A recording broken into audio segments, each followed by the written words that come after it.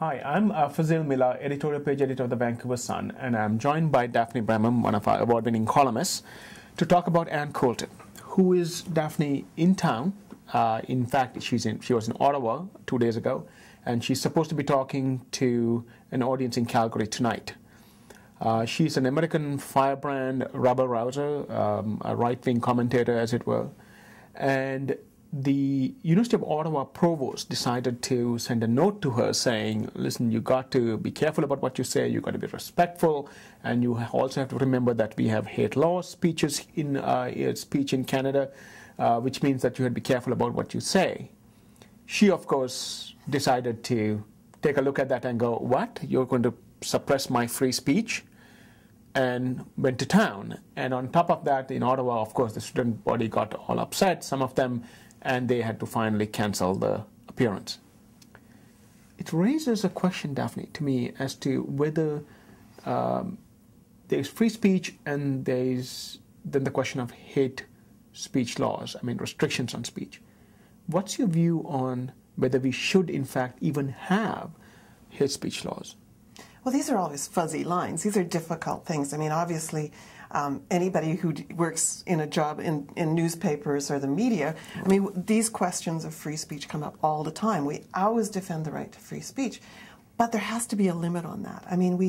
What we know is that if you don't have limits on free speech, what you can do is you can incite hatred. We saw what happened in Nazi Germany. We've seen what happens incessantly, unfortunately, in India when they've got the sectarian violence. We saw what happened in Ireland.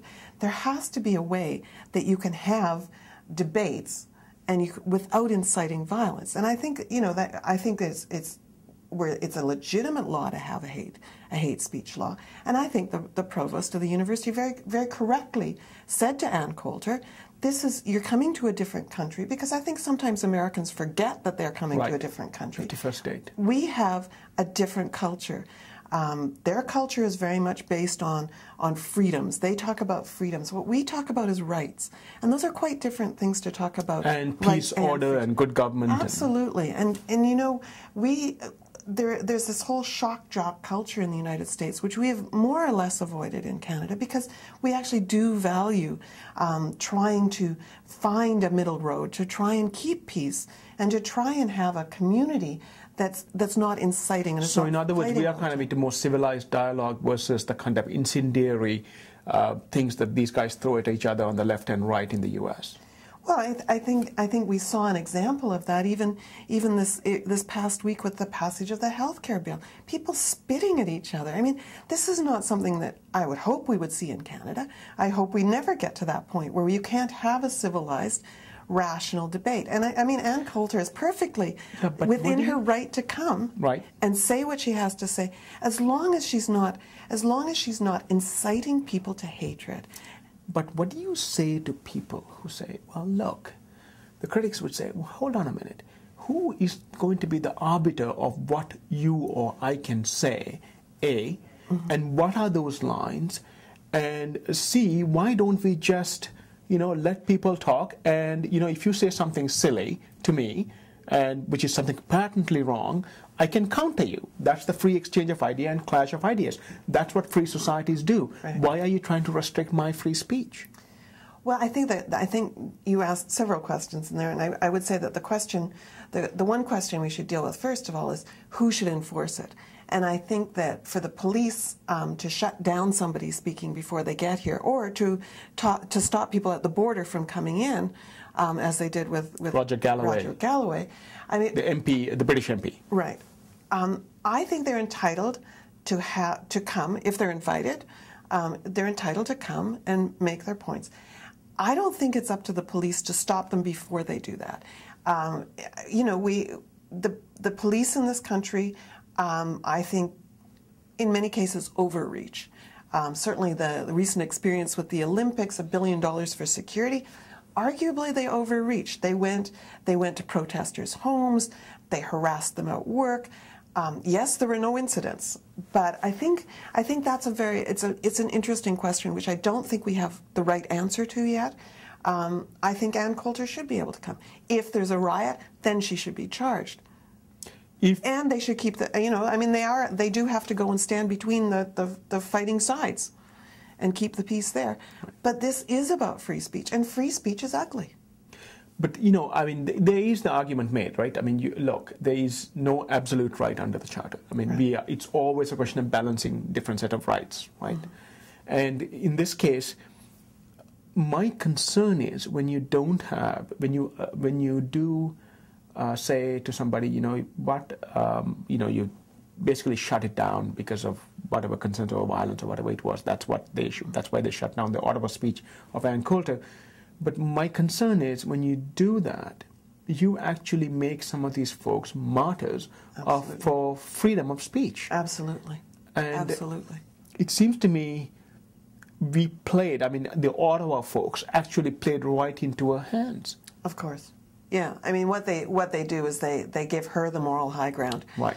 Which is, I just want to say these things, and I'm entitled to free speech, and I'm entitled to bear arms. Right. And yes, you are to a point. Not bear arms in Canada, but you are entitled to free speech until that point. And in Canada, we have a law that says this is where the point is. Right. Who enforces the law and how we enforce it, I think, is where we're being a bit ham-handed. But yes, we lost the moral high ground to her, and we lost it to somebody for something that's really quite awful. Right. But people do have a right to say those things. Some of those things, to that point. And that's why, again, I go back to the provost of the university saying to her, you're not in America anymore. You're not in Kansas, honey. So you're coming here.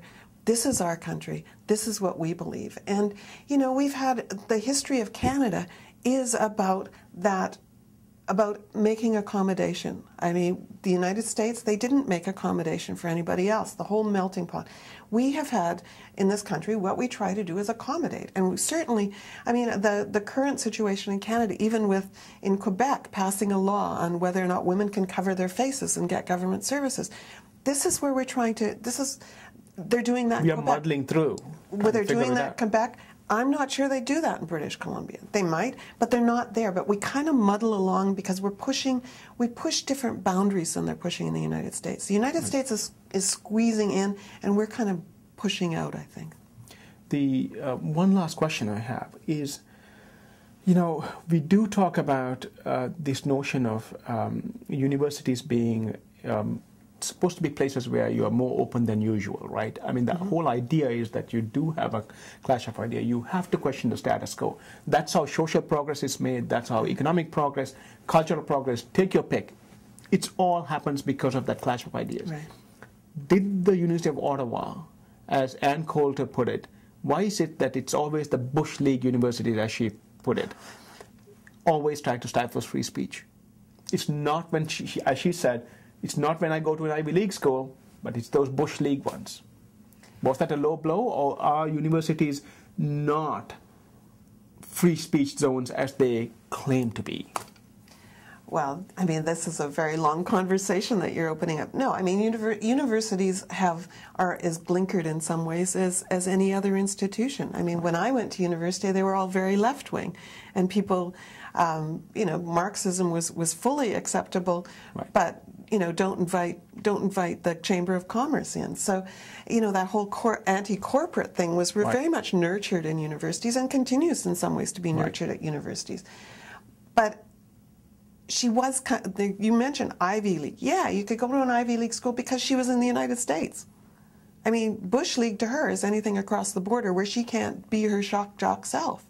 And she's not in America. She's in Canada. And what she's going to do in Canada has to fit within her laws. But as I say, how we muddle through and enforce those laws and make sure, I don't know. We're not doing a very good job of that. And that's something I think we need to work on. Thank you very much. There you have it, a discussion around hate speech laws, contentious as it was the day when it was introduced.